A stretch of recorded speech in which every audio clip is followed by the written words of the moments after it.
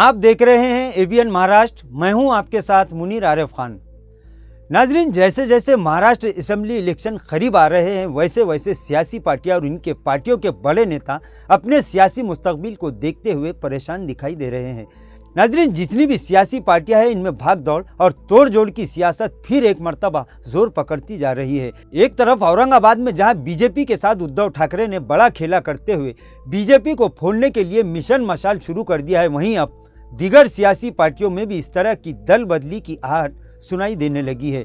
नाजरीन, इस वक्त महाराष्ट्र की सियासत में और खासकर मराठवाड़ा और औरंगाबाद में एमआईएम का गलबा है, लेकिन पिछले लोकसभा इलेक्शन में औरंगाबाद जिला में एमआईएम उम्मीदवार इम्तियाज जलील को तकरीबन 1.5 लाख के करीब वोटों से शिकस्त हो गई, जिसके बाद लोकसभा नतीजे के बाद ही से ये खबरें सोशल मीडिया पर वायरल हो रही थी कि इम्तियाज जलील आने वाले असेंबली इलेक्शन में उम्मीदवार हो सकते हैं। अभी इस तरह की खबरें सुर्खियों में ही थी कि अब एक ऐसी खबर सामने आ रही है कि जिसने पूरे मराठवाड़ा के साथ साथ महाराष्ट्र की सियासत में हलचल पैदा कर दी है। नाजरीन, हम इस खबर के सही होने की तस्दीक तो नहीं करेंगे, लेकिन इतनी बात तो जरूर कह सकते हैं कि यह खबर सियासी हलकों में बहस का मौजू बनी हुई है।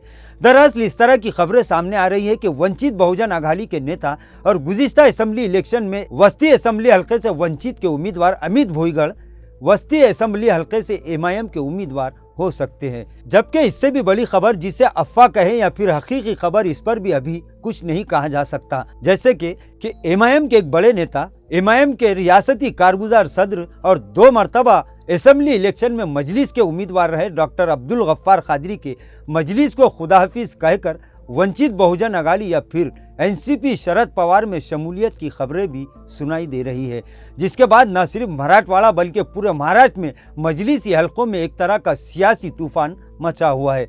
नाजरीन, गुज़िश्ता लोकसभा इलेक्शन से पहले शहर एमआईएम में आपसी इख्तिलाफात की खबरें सोशल मीडिया पर गश्त कर रही थी, लेकिन मजलिस के छोटे बड़े तमामी नेताओं ने इस तरह की खबरों से साफ तौर पर इनकार कर दिया था और ये दावा किया था कि एमआईएम पूरे इत्तेहाद के साथ लोकसभा इलेक्शन लड़ रही है।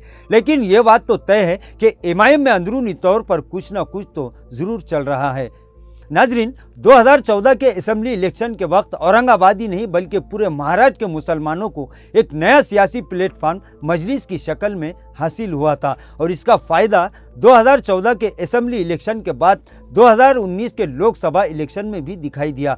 लेकिन वस्ती असेंबली हलके से अमित भुईगढ़ के मजलिस के उम्मीदवार इसी तरह डॉक्टर अब्दुल गफ्फार कादरी के वंचित बहुजन आघाड़ी या फिर एनसीपी शरद पवार में शामिल होने की खबर से तमामी सियासी सेकुलर पार्टियों को धुतकारने वाले मराठवाड़ा और महाराष्ट्र के अवाम अब एक नई सियासी मुसीबत में मुब्तला हो चुके हैं, क्योंकि इस तरह की खबर से पूरे महाराष्ट्र में सियासी भूचाल आ सकता है। इस ताल्लुक से दोनों ही नेताओं की जानिब से कोई भी बात सामने नहीं आई है।